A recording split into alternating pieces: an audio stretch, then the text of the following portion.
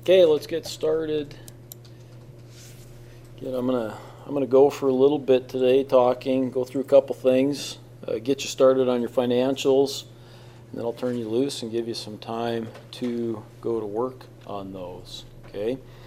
So, first thing I wanted to kind of hit for people, I had about 8 students so far that have submitted their business ideas, which are due today.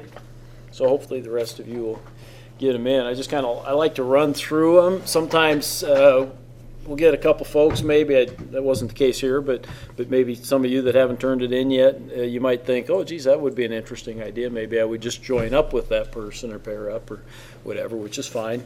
Again, up to 2 or 3 people in a group would be just wonderful. So far we've got one, and this actually it's 2 folks that they want to do a retro video game store. It might be kind of interesting. That's back before you guys, but the old Pong, Nintendo Pong, have you ever seen that? Or Pac-Man? See those old-fashioned video games that people from my generation actually played? So another person, and I didn't write down names or anything, so I'm just throwing these out, but wants to do a sports bar and grill. That hasn't been uncommon. I've had people in the past that have looked at doing sports bars, grills. One of my favorite places to go, so that's all right. I guess that'd be okay. Got a coffee shop. That is by far, has been by far through the years the most popular choice of businesses, and there's nothing wrong with that. Okay, lots of information available on it, and nothing wrong with that at all. One person wants to do a meat market with kind of local, I think locally grown produce as well, but also locally grown processed meats and whatnot. So it'd be kind of cool. I'll tell you what, I got had conversations with folks, lots of folks for some reason yesterday. Any of you guys been up to Seiko? Have you ever been to the Pay and Save in Seiko? Is that the most unbelievable meat place you've ever been to? Oh my God, their bacons. Oh, and huh? Oh, I know it. God, yeah. I got a student in another class from Glasgow, and her and I got talking about it. I said, my wife and I have often we'll make a trip up there, just a special trip, and stock up, but it's a little bit hit or miss too. And I said, well, if the student's going to be going back and forth, I might slip you $100 bill one time and have you stock up for me, because that's so. Anyhow, I'll be talking to this particular student about that. I know that Seiko one's for sale. There was one here in Havre that the guy retired, couldn't get anybody to take over that business, which just shocked me, and he had good stuff too. My wife used to work for him a little bit, Saddle Butte Custom Smoking. He had some really good bacons and sausages and stuff, good processed stuff, and yeah, anyhow, I'm making myself hungry here. I better go on a little bit here. So another one was, trucking. I can't read my own writing. Thought it said tracking, but it's trucking, so that hasn't been uncommon. I've had several that have done that in the past with, some of them were a little kind of interesting. They came up with some niche ideas when it came to the trucking. Instead of just being a general, maybe ag or whatever, they came up with some different niche ideas, which is kind of interesting. One person wants to do window tinting. That's interesting. I had one student, and his was on window washing, and he actually had a window washing business. He helped pay his way through college doing window washing, if you can imagine that. Yeah. It's the old saying, I don't do windows, and so somebody stepped up and said they would do windows, and made a little extra money at that. So that was kind of interesting. And then had another one. This is the last one. Was somebody wants to sell rodeo gear. I don't know any more about that. It'd be interesting to see what kind of format that might take place, if it's going to be traveling around to the rodeos, and maybe sell gear to people that are participating in rodeos, or having a stationary spot and having people, or online. I can't forget that a lot of business takes place online nowadays, and you guys are welcome. You know far more about that probably than I do, okay, about selling things or creating an online sales place, whatever the case may be. So some things obviously don't work well online. It's tough to have a coffee shop online, for example, right? that's pretty much a place you're going to go to and sit down, or a sports bar. That'd be tough to do that online, I would think. So, okay. So far, that's the ones that I have. Again, if there's something that you heard there that maybe you're kind of interested in, maybe teaming up with somebody, let me know. We'll make those contacts and put you in together with somebody to do that. First up, then, financials. We got to get going on those right away. And so if we come to entrepreneurship and we hit content, I think I have it under templates. Okay, and it's this one right here. It says copy of financial projections template. I don't know why it's still got November 2015 on there. Make sure you download that. And like I said, then you're going to want to save that probably to your Z drive, to your jump drive, to something. Okay, and we're going to open that up.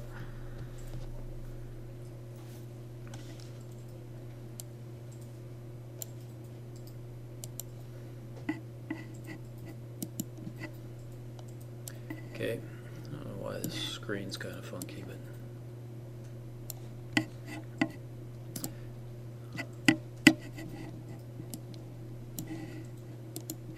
okay, directions. What did I say was the password to unlock this thing? Right. Okay, and it's right here in this front page on the directions. You can do some things in here too if you would like. And you can see these are orange squares, right? So you're fully permitted to enter data into any of the orange squares that's appropriate. So you may want to put your name, it's fine, your company name. And if you don't know your company name right now, that's fine, you can call it whatever. The starting month's kind of interesting because you may be doing this plan. It's January right now, and maybe you think, I'm going to get this thing started in July. Okay, that's going to change the months for the projections. When we look at the monthly projections that we have for sales forecasts or for operating expenses or those things, it would start then in July, and so it would make it a little bit easier for you to kind of track that, right? Instead of we always assume that something's going to start in January. So if you want to design it that way, that's perfectly fine. Okay. If not, you can leave it, and like I said, it'll just start like in January. I think it might even just say month 1 or month 2 or whatever. But I'm just going to put, I'll put July just for the heck of it. See what that does. Starting year. Okay.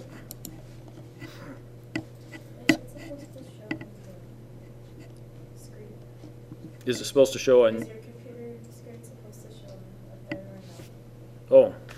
gosh, thank you. Thank you. I'll find the right button. There it is. Okay, right here is where I've been working. So on that directions page, right towards the top.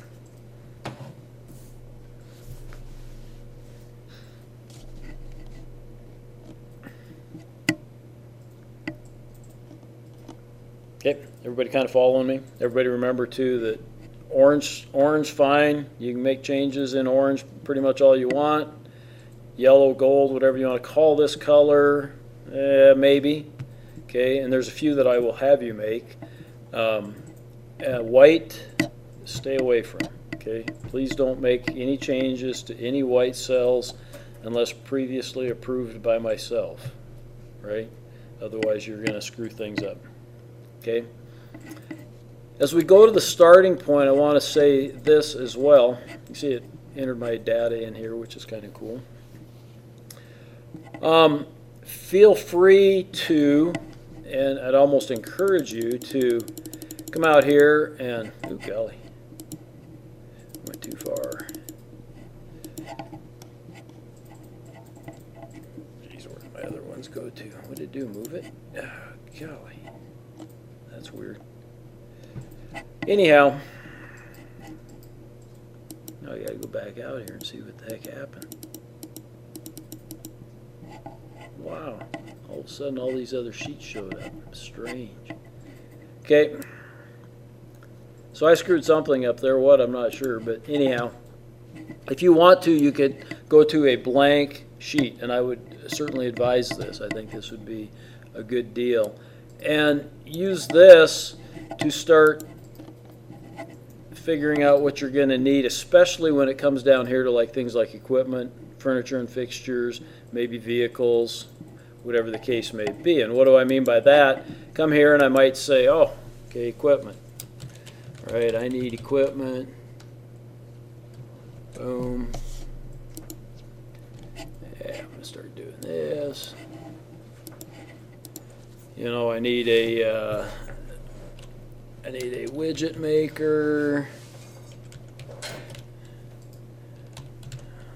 And that's going to cost $5,000. Okay. I might even put some notes over here where I'm going to get that from. Okay. I'm going to get that from Amazon. Okay. Whatever the case may be. I may want a popcorn maker. I don't know what kind of business I'm doing here. It doesn't matter. Okay. $3,000. Same thing. I may put some notes back here where I want that to come from. I can make it look better, put the dollar signs there. Okay. A hint. If you do this, and you may find some prices on some of your stuff that has pennies in it too, round it off. And round it off here. And I'll tell you why in just a second. Okay.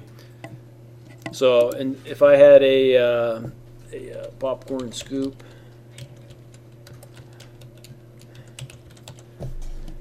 and it was going to be $24.39. I just want to put 24 bucks in there, okay, and leave the cents off. The reason for that is, let me show you here. If we get some cents in here, up here or down here, even when we're talking about the loans and whatnot, it's not going to balance. Because this kind of automatically rounds things off in terms of what's displayed, but it keeps the decimals in there otherwise, and so you don't know why it's not balancing. And in general, I can find that just by coming up and looking at it, and it'll show up here. Okay, and I'll show you what I mean. So I get done here, and this is my equipment, and all I want to do for my equipment then is say, oh, this is equal to the total here. I'm just going to put this in here, and then I'll come back and change this. I should have anyhow. This is going to be the sum of those things. Okay, so I should have $8,024, and it showed up there. Okay, I kind of did that a little backwards, sorry, but did everybody follow what I was doing there? Okay, you can use that equal sign just to connect cells, basically. Then it's kind of nice, because then if I go and make some changes or whatnot, you know, maybe the amounts change or differ, or add some others. You know, I maybe should have come down here and put my total way down here, because then I could have added some more things, you know, if they came up as I went along, right? And let me show you how to, let me just do that. Okay, I'm going to come down here, I'm going to put a line in just because, and I'm going to come here, I'm going to say I want the sum of all those things. Okay, sum's still the same. That became 0 because it went away, so I just got to go equals this one. There it goes. Right? Okay. The mistake that could happen is if I kept this $24.49. Okay. It didn't change it here. It didn't change it there. It didn't change it here. Okay, and it's got that equals to. Well, guess what? This one down here. Well, it's got the sum. But if I do this, do that, it shows up, right? Okay, and that's what had happened on that starting point, and then you wouldn't balance, and I don't get the balance thing, and I get real upset if you don't get the balance thing going on there on the balance sheet. So, okay, so leave decimals out of it. Hint, hint. Go back and just change that to an even number, and we should be good. Okay, everybody kind of following me so far? My expectations, you know, for those of you that had me for finance, you know, I said, you don't have to get real precise here when you're looking up stuff in finance. But in an entrepreneurship class, I fully expect that you're going to research. You know, if you need a coffee maker, you need a latte maker, you need those types of things, I expect that you're going to do a little research and figure out what those are going to cost, right? Okay. Again, this I kind of want you to be working on and have it done a little bit in the next couple days, but I fully expect that will change. You may not find all the prices that you're looking for between now and the next Thursday, let's say, whatever the date is that I finally decide on, and that's fine. Okay, we can put some markers in here and say, I got to look that up still, make notes. You might do that you need something here, you don't know what it is, but hey, I got to still look this up, or I got to call so-and-so and figure out what that is. Okay, perfectly fine. Nothing wrong with that. Okay. Let's go back up and talk about each one of these categories and what you're going to put in there, possibly. Real estate land, real estate buildings. If and only if you're going to purchase actual real estate. Okay? If I had a trucking company, I probably don't want to own any real estate. Okay? For one thing, I'm starting off and it's going to cost a lot of money to own that real estate. I might want to lease a shop or something. That's fine. That's a completely different thing. I'm not going to own it. Right? So this is only the stuff that you would actually own. Okay? We divide it up between land and buildings because buildings are depreciable, land is not. Okay? Buildings are depreciable and land is not. And this calculates depreciation for you. You don't have to worry about that. It's kind of a nice little feature of this thing. Although depreciation has changed, and we haven't really changed it on the score thing, and that's fine. I kind of like to keep it the old way and for certain reasons. Okay? It'd get complex if I started talking about too much tax law with you right now, so I'm not going to get into that. Leasehold improvements, on the other hand, let's say you don't buy any land and you do lease a place that's got a shop on it, and you want to go add an air compressor. Well, that could be equipment. It might also be leasehold improvements. Maybe you want to add something else. Okay, some of these, the categories where you end up putting them could be one or the other, and that's fine. Again, if you got this separate sheet where you're documenting it, then I can click over to that and I can see it, and doesn't matter. I mean, I might argue with you and say, no, that should be a leasehold improvement. Okay, versus a piece of equipment, so just as an example. And then we'll move it, and that's fine. Okay, equipment, kind of went through that. This for most of you is probably going to be your longest list of things, right? You're going to need some equipment for your business, whatever it may be. This is right down to the computer that you might have, the point of sale piece of computer, whatever that you've got right at the counter there, right? Okay.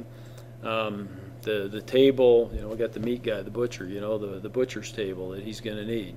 Okay, the smokehouse, you name it, right? Okay, so this could be a lengthy list. This is going to take you maybe a little bit of work, and that's why I said don't get too tied up. If I say this is due next Thursday and you haven't found the price on everything, or maybe the prices that you want, that's fine. Okay, I just want to make sure that you've got things done. It's kind of like I said, this is really easy to scale up. If we do it right, it should be really easy to go back and make some changes or additions or updates to without any problems. Okay, and it'll update everything. So that's the nice thing about this program. It'll update everything for you. Furniture and fixtures, that's going to be another maybe decent category for some of you. Okay, trucking company, you're probably not going to have any furniture or fixtures. Yeah, maybe something you might call a fixture for the truck. I don't know. That's probably going to be equipment, though. I can't think of anything. Furniture and fixtures are those things, in a retail store. It's the racks that you hang the clothes on because you're selling clothes. It's the shoe rack because you're selling shoes, right? It could be the tables and chairs that you would have in a coffee shop. Okay, would be furnitures and fixtures, those types of things. Okay. Again, could some of those be confused with equipment? Absolutely. And it's in some cases it's so gray it's 6 of one, half a dozen of the other. As you can see, I guess equipment gets depreciated over 7 years and furniture and fixtures over 5 years. Those aren't things even that the IRS is going to come and argue with you too much about, right? So we want to be as close as we can, but sometimes when it's a gray area, I kind of go, yeah, I'm not going to worry too much about it. But be thinking, think of how your business is going to be set up, and what you're going to need for furniture and fixtures in there. Vehicles, maybe not. Okay, that's kind of the opposite, right? Coffee shop may not need a vehicle unless they're going to do delivery or something, but trucking firm's certainly going to need a vehicle, right? You're going to need a truck, okay? Trailer maybe, trailers maybe, okay? So again, look up those prices, try to get them. A lot of the stuff's pretty easy to find. Every now and then you're going to have to do a little other research, or let me know, and we'll put you in touch with the folks down at Bear Paw or something. Okay. Then we got other. There's sometimes things that just don't fit into normal categories. What would be an example? Maybe you'd have a livestock operation. Maybe you're going to do horses or something. Whatever that might be, right? That would certainly be another. Okay. So you might have some things like that might fit into kind of an oddball category that just doesn't seem to fit otherwise, and that can certainly go into the other. Okay. That's actually, the upper part here is probably the easy part. Gets a little bit more complicated as we go down here. So let's walk through this. Pre-opening. Pay really close attention to that pre-opening salaries and wages. I get a lot of mistakes on this because people assume that it's like the first year's salaries and wages. It is not. Okay. These are only those salaries or wages that you might pay somebody or some people to come in and help you get set up before you actually start the business. Okay? So it's before day one, before you open up. Right? For a lot of you, this is going to be zero. Right? Trucking, who the hell are you going to pay to help you set anything up before you get going? Nobody, right? Coffee shop, maybe. You got to go and paint. You got to, build it, put your equipment in, maybe. Okay? So think about that. Okay? And think about whether or not you're really going to need to do that for your particular business. And do a little calculations. Don't just do it haphazardly and say 500. Think, geez, that's going to take about 20 hours, and I'm going to have to pay somebody $15 an hour. So what's the math on that? $300? Something like that. Sounds about right. Okay, so be thinking about that a little bit. Prepaid insurance. Do you need to call an insurance agent? It's really, really tough finding insurance quotes on the computer.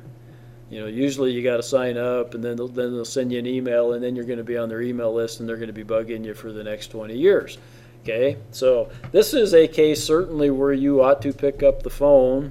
Okay, and if you got car insurance someplace, a lot of times they'll cover business insurance too. So call your own agent and say, hey, if I were to do this, can you at least give me a ballpark figure? They cannot give you probably an exact figure up front, right? But if I were going to do this, can you at least give me a ballpark figure what I might need for insurance? Okay, this kind of as opposed to that pre-opening sale, this is for the first year, right?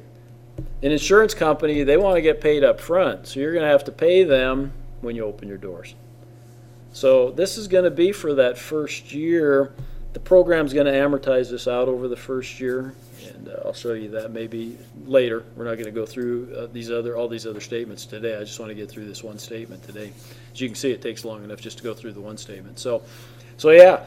Probably plan on giving somebody a call. If you don't have an insurance agent, there's several of them right here in town. Kofod, Baldwin, Erickson, State Farm, 2 State Farms, Dukeshire. There's probably a couple others that I can't think of off the top of my head. Most of those folks are going to be kind and patient, and be happy to look it up and give you a rough idea. Right? They've probably got other business customers that are maybe in something similar, right? Okay, where they can say, geez, well, to insure a truck is going to be X, right? To insure a coffee shop, well, geez, so-and-so pays X. Maybe they probably won't tell you who it is, but I've got a coffee shop already insured through us, and this is what they pay per year, okay?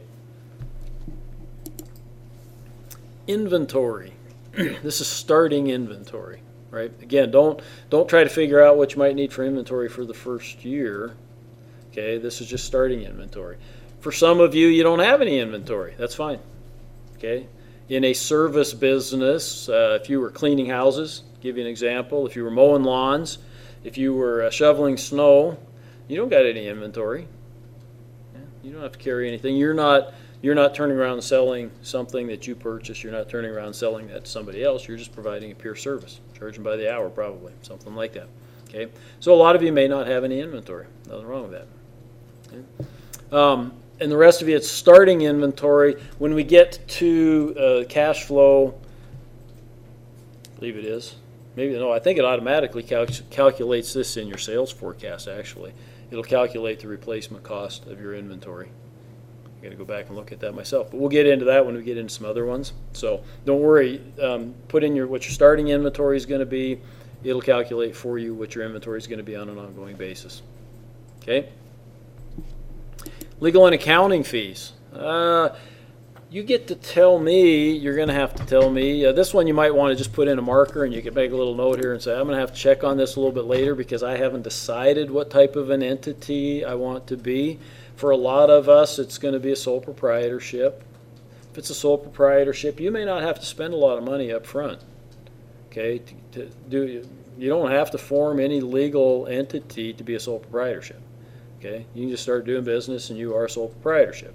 Okay, there's nothing that says you have to write down any agreements or do anything. You might want to register your name with the state. You will. Okay, through our class, I'll show you how to do that. That's going to cost you $20. I think it's 20. Which you're not going to actually send them a check. Don't worry about it. But if you were actually registering your business, that's what it would cost you. Okay. Accounting fees. Geez, I've had a few accounting classes. I don't need to pay anybody. That's fine. Okay. On the other hand, if my business is a little more complex, I may want to go set some things up with an accountant. Maybe I want to set up payroll. Maybe they'll have them do the payroll. Maybe I need to buy QuickBooks. QuickBooks isn't cheap. God, it's like $300 or $400. Okay. Great little program. And you guys might want it, okay, for your business. I'd recommend it maybe for just about any business, but it's like $300 or $400, something like that. So it's not free. That's for darn sure. Rent deposits. If and only if you're leasing a place, you may have to put down a deposit on that. Just like if you're renting a house, generally you got to pay, a security deposit. Same thing in the commercial. You're going to pay a security deposit. Some places might require that you pay first month, last month's rent up front and a security deposit, some places. Okay, so if you kind of have an idea where your business might be located, like if you're going to be up at the mall, would I expect you to call the mall? Yeah, what would it cost to rent such and such a place? X, here it is. They'll gladly do that. They might bug you to move up there to fill some of the empty spaces. Okay. Utility deposits. This is a real iffy one. Okay, because it would depend on the location.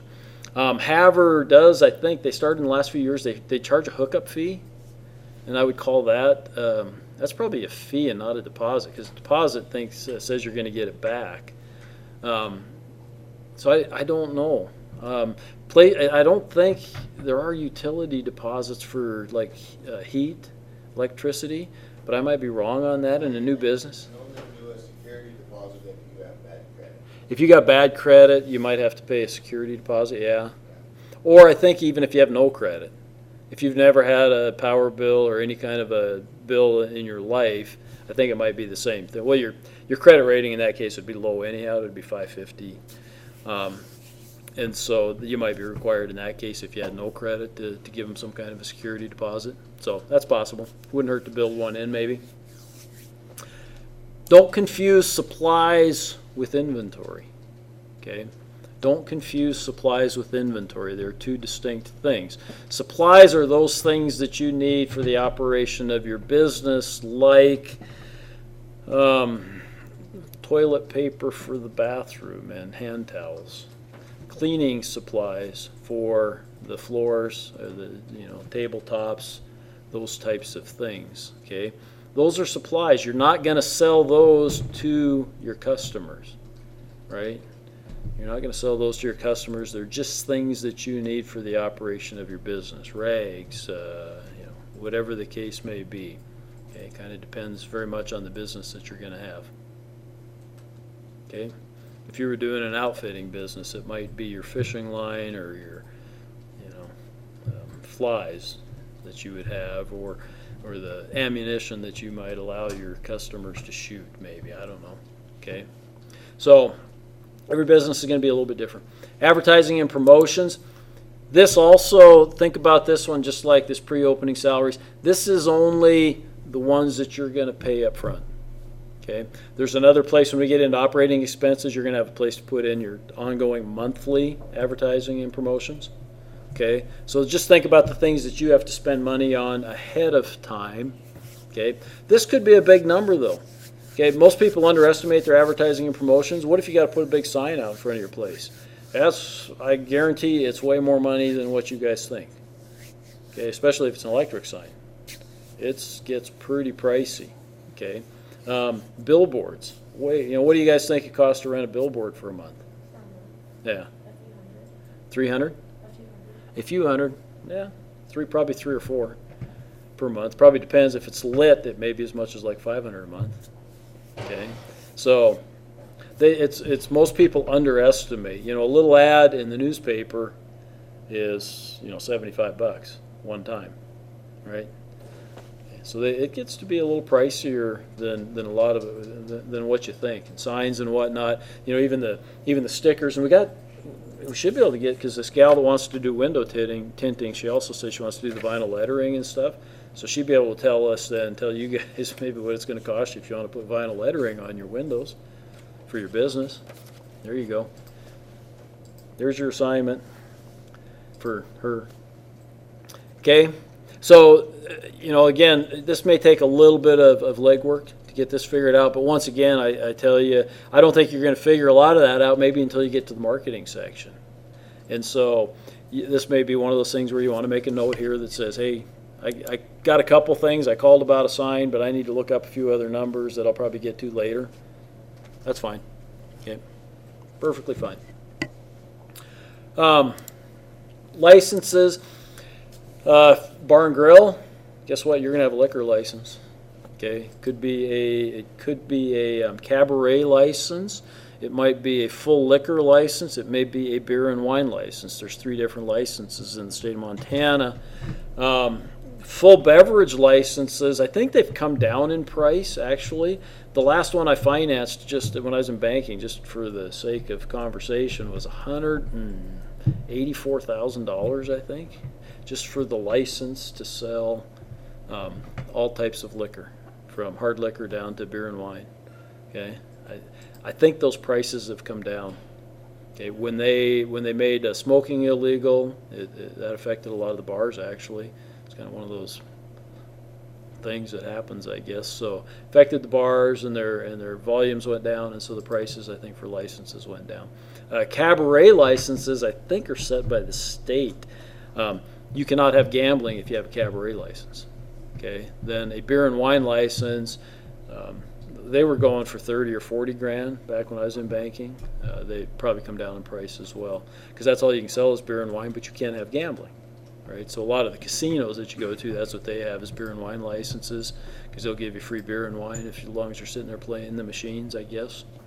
Okay, so you might have other licenses if you were going to be a hair bender, okay, or a nail technician or whatever they call it. You might have to get a cosmetology license or something. Okay, so think about that for your particular business. Trucking's probably requires some different licenses, certainly for the truck itself, right? Yeah, okay. That's got a cost to it, though, right?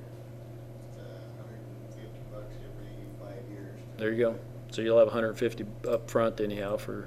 It's almost 200 for the DOT physical every 2 years. Gotcha. Okay.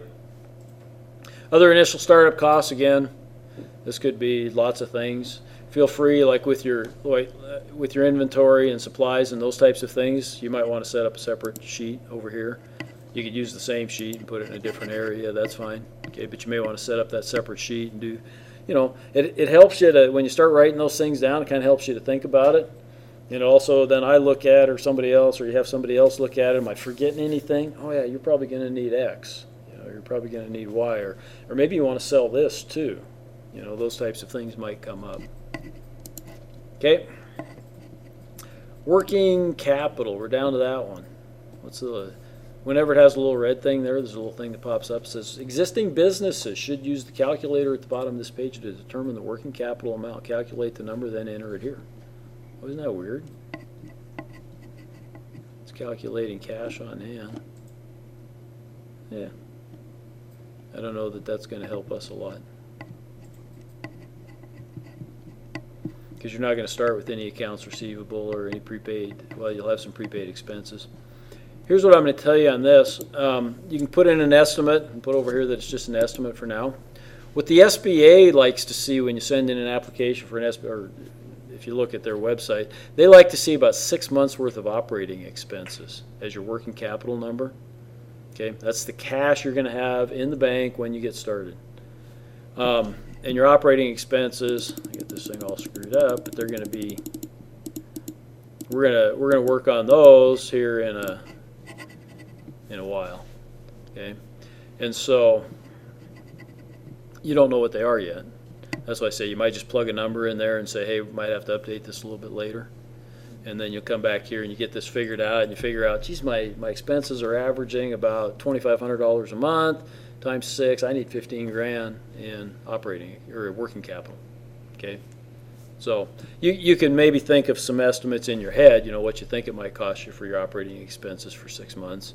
You might think about that and try to plug it in and get it close, but you'll need to come back and revise it as we go along. Okay. You can see right here, I got $88,024. It says you require more funding. So we do all the top. I want you guys to concentrate on getting all the top done. This then will become much easier. Okay, because we make this work. We don't have to. We don't have to do a ton of calculating or any of those things. You got to do a little calculating. It's pretty basic math, but we come down here and I need $8,024, right? Because I need $8,024 worth of equipment. Obviously, I'd add a lot more stuff in here, but I'll just use this as my example. So let's see. Would I get a commercial mortgage for that? No, because a mortgage is going to be on real estate. Only if I'm buying real estate. So a lot of you probably won't even have that. But only if I'm buying that. Am I going to do that on credit card debt? Yeah, actually in banking, I remember a few people that started businesses using credit card debt. It's not what I would advise. Actually, I knew of at least 2 that ended up becoming kind of successful businesses. We'd see them 2 or 3 years later. They'd come in and say, I still got a bunch of credit card debt, but my business is up and going and doing okay. Nobody would have given me a loan to start, and they're probably right, unfortunately, but they got it up and going and they did okay, and then they came in and we might have refinanced even their credit card debt, which kind of gives you the willies a little bit, but they worked out okay. So is it going to be a commercial loan? Yeah, I'm going to need a commercial loan, right? Are they going to lend me 100%? Yeah. No, they're going to maybe lend me 75 or 80%. Okay, so I'm just going to eyeball that and say, well, geez, maybe if I could borrow $6,000 for my equipment.